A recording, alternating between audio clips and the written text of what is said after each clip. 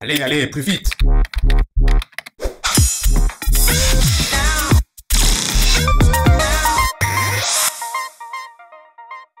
Il est extrêmement important, au bout de différentes actions qui ont pu être menées en interne ou pour des compromis acceptables, il y ait la possibilité du recours au juge. Ils sont faits pour ça, les juges.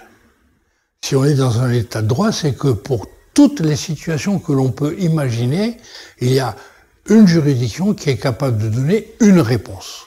Alors, en ce qui concerne notre problème, les réponses sont multiples. Sur le plan pratique, il n'y a pas la panacée universelle. On ne peut pas dire c'est ça et pas autrement. C'est un peu de tout et tout dépend de la situation. De fait, je vais peut-être trop répéter, mais le gros défaut que certains d'entre nous pourront avoir, c'est qu'on oublie le fait au profit du discours. Je ferme la parenthèse au niveau de la formation des avocats. Parmi les solutions possibles, il y a d'une part une possibilité qui n'est pas encore judiciaire, mais qui peut l'être, qui est le fait de considérer que le contrat de travail ne peut plus se poursuivre et qu'il faut le rompre.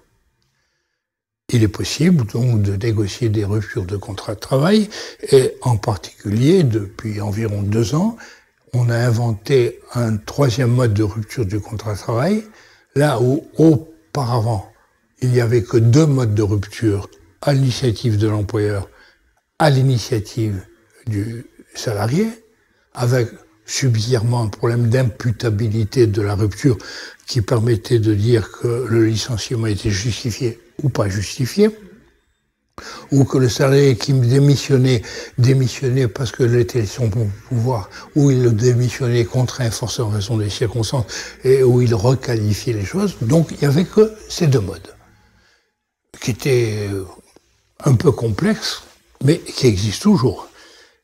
La rupture conventionnelle peut être effectivement une solution à cette situation, dans la mesure, évidemment, où cette rupture conventionnelle n'est pas le fruit d'une tentative de la DRH d'intimider le salarié et de le conduire à la rupture conventionnelle, ou l'utilisation de certaines officines qui prolifèrent et qui se présentent comme des organismes de médiation pour permettre à l'employeur de se débarrasser des salariés.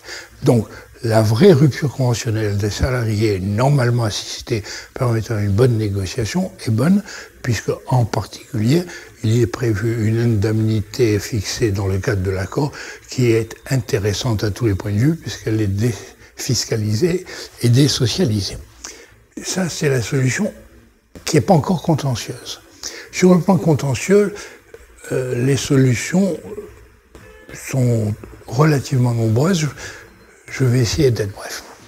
Première solution, c'est ce qu'on peut appeler la démission motivée,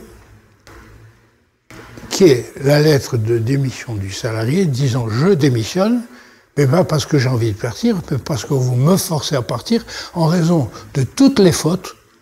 Sur 3 pages, on énumère les fautes qui m'ont conduit à démissionner. Il y a la forme parallèle à celle de la démission motivée, c'est ce qu'on appelle la prise d'acte de la rupture du contrat de travail, où le salarié dit « en raison de votre comportement, je prends acte de la rupture de mon contrat de travail, mais cette rupture, vous êtes imputable, et je fais la distinction entre initiative et imputabilité ». Dans ces 2 cas, la jurisprudence est bien établie. Si le juge considère qu'il y a eu faute à la charge de l'employeur, de plein droit, toutes les indemnités liées à un licenciement abusif sont octroyées par le juge au salarié. Sans compter des dommages spécifiques pour le préjudice subi pendant l'exécution du contrat de travail par les fautes qui ont été commises, qui est un préjudice à part qui se cumule. Autre solution, c'est la résiliation judiciaire du contrat de travail. C'est la même chose que précédemment, mais au lieu que l'initiative de la rupture soit prise par le salarié demande pour les mêmes motifs au juge de prononcer la résolution du contrat de travail ayant les mêmes effets qu'un licenciement sans cause réelle et sérieuse avec toutes les indemnités à la clé. C'est les deux méthodes à l'initiative du salarié qui permet de sortir judiciairement de cette situation. Il y a une autre voie de droit qui est extrêmement pratiquée, que l'on connaît bien depuis bien longtemps, depuis que dans un article célèbre, certains ont écrit qu'il fallait modifier la conception que l'on a de l'inaptitude et de considérer l'inaptitude non pas comme une sanction du salarié, mais comme moyen de libération du salarié, qui est l'inaptitude.